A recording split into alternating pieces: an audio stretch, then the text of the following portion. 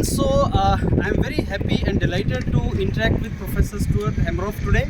He is chief guest of 10th Convocation in very prestigious IIT Mandi in Himachal Pradesh. And Professor Stuart is very decorated professor and academician. He is director of Center of Consciousness Studies, University of Arizona, USA. And I got opportunity to interact with Professor Stuart. I am really thankful, sir. You gave me time for this interaction. You're very welcome, Vijay. Pleasure. Yeah. So, Professor, I have a couple of questions. I have prepared a couple of questions, largely on the basis of the presentation you gave in the morning and on the basis of your background, which I could get on the internet. So, Professor, my first question to you is, how do you find the campus of IIT Mandi? Oh, it's beautiful. It's in the mountains. It could be a resort. There's hiking. There's a river. It's remote and it's pristine. It's beautiful.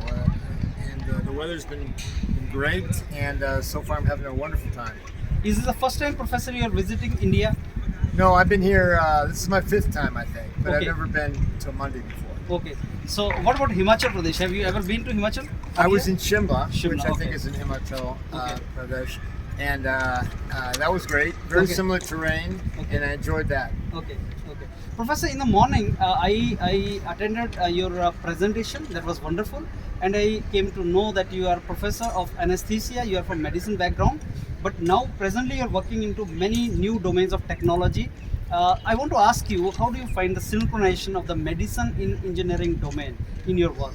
Well, I'm an anesthesiologist, and I work in the operating room, putting people to sleep and waking them up, taking care of them before and after and during surgery. And we have a lot of technology. Okay. Our anesthesia machines, our monitoring, and various other techniques that we use.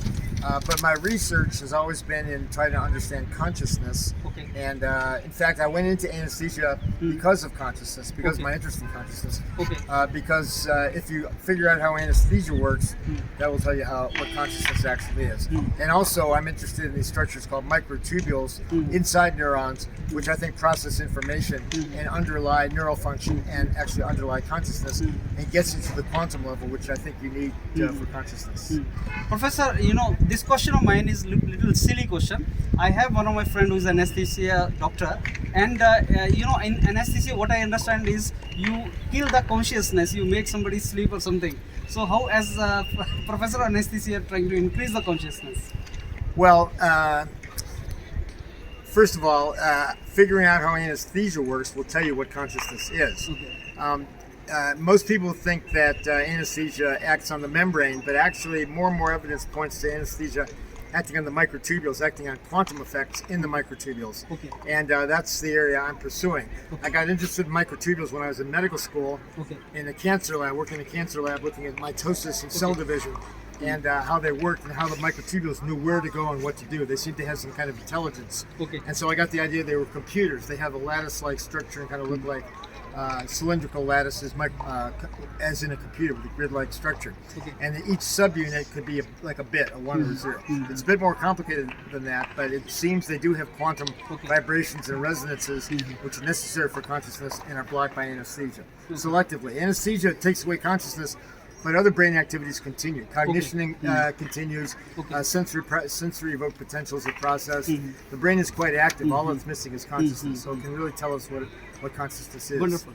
Professor, in the morning when we were having presentation, can we walk, Professor? Yeah, sure. Little bit? Yeah. So in the morning when we were, I was attending your this presentation, two words were very prominently were coming up. Two words. One was consciousness. Another was you're talking about quantum consciousness. Yes. So my viewers, for them, can you please explain, Professor, what do you actually mean by consciousness and quantum consciousness? These two things. What do we understand? I think consciousness is what everybody thinks. It's awareness, but that's not all. It's feelings, emotions, phenomenal experience, different from cognition. We can do things on autopilot without any consciousness at all. Sometimes we're walking and I am daydreaming about something else, and then something happens, and then I'm conscious of where I am. Right. So there's a difference between cognition and consciousness. Okay. And consciousness is what I'm really interested in, Okay. and how it gives rise to feelings and emotions and colors and that sort of thing. Those kind of things. Okay. Professor, you are also collaborating with one of the another decorated academician, Nobel laureate, Sir Roger Penrose. and you are developing theory of He's consciousness. far more decorated than I am. Yes. But thank you for saying that. Okay, so you're developing theory of consciousness along with Professor Rose. Yes. So can you tell us what kind of activities, what kind of research you people are going forward now? Well, we started in the early 90s. Roger was arguing that you needed quantum effects Okay. in the brain for consciousness. Okay. And he didn't have a quantum computer. He didn't have a structure in the brain that could process quantum information that would terminate by this mechanism he proposed that gives rise to consciousness called objective reduction. Okay. And I knew about microtubules, and I suggested to him that he should look at the microtubules as the quantum computer. And he liked the idea, and we teamed up and we developed this theory. Okay.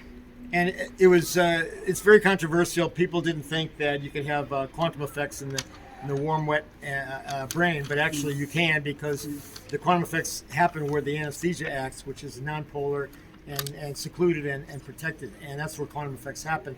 And since then, experiments by Anirban Bandyopadhyay, an Indian native working in Japan at the National Institute of Material Sciences in Tsukuba, discovered quantum vibrations and quantum resonances every 3 orders of magnitude in microtubules, from terahertz down to gigahertz, megahertz, kilohertz, and hertz. So over 12 orders of magnitude of vibrations every 3 orders of magnitude. And we think this is what it makes the microtubule kind of, and microtubules in general, kind of like an orchestra more than a computer. So I think the brain is more like a quantum orchestra than a computer, and microtubules are kind of like the instruments, but instead of music, you're getting consciousness. Professor, nowadays it is said that next couple of decades belong to quantum computing. So I was getting surprised where we find the correlation between quantum computing and quantum consciousness. What you are telling? Quantum computing uses information in quantum superposition of, for example, both 1 and 0. Okay. And they interact, and and then they collapse to 1 or 0 as the solution. Okay. And if they collapse, the collapse mechanism is still a mystery and hotly debated. But Roger proposed that they collapse due to because the superposition of multiple possibilities is actually a separation in fundamental space-time geometry. Okay. And so it connects consciousness to the most basic level of the universe. Mm-hmm. And if a quantum computation reduces or collapses or terminates by his mechanism, that would give you consciousness. Okay. Professor, in the morning when I attended your presentation, there you showed a very beautiful photo of a very beautiful image of a person and 5 layers, hierarchies of consciousness, and it was shown that as the size of the physical size reduces but consciousness increases. That is all I could understand. Right. So, and you could also make some kind of analogy between Indian thinking of consciousness and whatever you were teaching there. So Professor, can you explain us what those 5 layers of consciousness are? Well, that image was from Indian philosophy, the 5 koshas, Yeah. which a friend of mine told me about. And it's basically a layered structure, so that you start big with the lowest level of consciousness, and as it gets the smaller inside, it gets more intense, more intense, more intense as you go smaller, which seems paradoxical. But as you go down in size, you reach the quantum level where things are connected non-locally, and you can have expansive, non-local, even out-of-body type experiences. Yeah. So that is how it is done. So Professor, now my next question to you is related to the implication part of your research. So the domain in which you are working, consciousness and all, there is a very I think important this implication of this in particular field, like some diseases like Alzheimer's diseases, and Right. America, as we know, it's a big problem over there, and now we are finding it many cases in India also related to that. Yeah. So I want to ask you, Professor, how this entire research is going to help in treating the mental and cognitive disorders such as Alzheimer's. Yeah. Well, most people think of the brain as a computer of simple neurons and just look at effects at the membranes. Yeah. So drugs are aimed at the membrane receptors, and Alzheimer's is actually a disease of the microtubules falling apart inside the neuron, losing microtubules. The tau protein falls off, forms neurofibrillary tangles, and and you lose microtubules, you lose synapses, and you lose memory. And I think actually memory is encoded in microtubules. So I think efforts in Alzheimer's and other, and as well as mental and cognitive disorders, should be aimed not only at the membranes but at the microtubules. For example, you can resonate and stabilize the microtubules, which have megahertz vibrations, by using ultrasound, which is megahertz vibrations put in. Ultrasound is used for imaging, but it puts these megahertz vibrations in. And we've shown, and others have shown, that it can improve cognition, reduce pain, and increase memory. And some studies suggested it helps in Alzheimer's. So we want to study that further. Wonderful. Professor, now we have come to almost an end of our this interaction. With my last question to you is related to I think you are going to stay here for some couple of weeks, and you are going to take some kind of course here for the students of IIT Mandi. So what is that course? Yes, I'm giving the course. It's called The Science of Consciousness. I was invited by the director, Professor Bahara, who is aware of my work, and invited me, and I'm glad to do it. I'm retiring from anesthesiology and going to start teaching because I'm still very interested in this work and want to keep doing it.